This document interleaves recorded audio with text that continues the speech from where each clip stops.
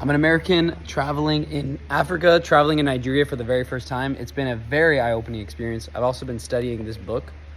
It's the history of Nigeria. And actually, I had this professor when I was at college before I dropped out, which is actually really sick because now I'm actually reading his book and traveling Africa. But the British, did they ruin Africa? Or did they ruin Nigeria? Because they colonized Nigeria and formed what we know as Nigeria. Here's the interesting part. As you can see on the map, Nigeria is this area. But that area was it's just basically just circled on a map. Like Africa, people have been living here for hundreds of thousands of years, and they have their own tribes and they're running. And now fast forward to modern time, now there's just this area that's called Nigeria. But Nigerians are people from multiple different tribes.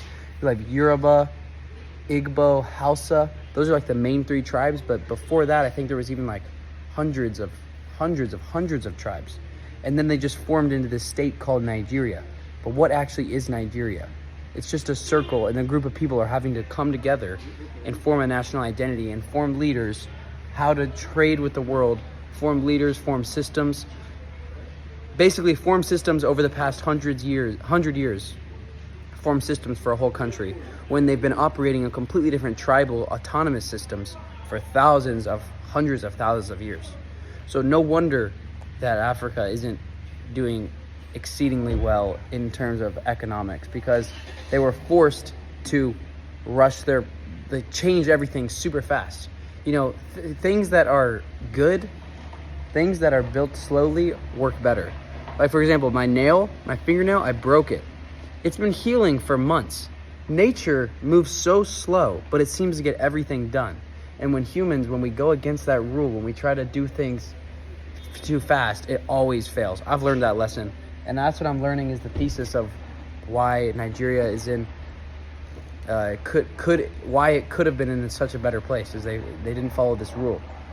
But is it the British people's fault for colonizing them and making them form a modern day country when it could have been tribes? Or was that inevitable?